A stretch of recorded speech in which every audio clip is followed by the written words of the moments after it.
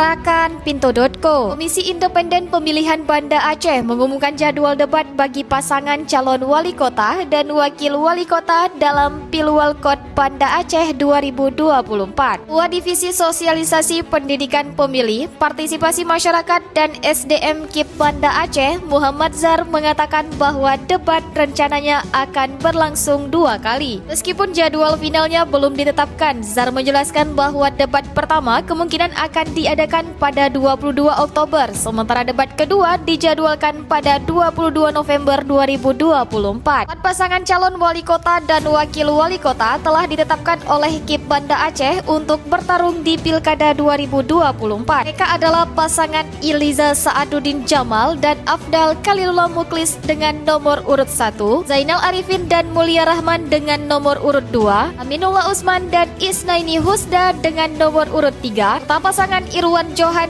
dan Khairul Amal yang mendapatkan nomor urut 4.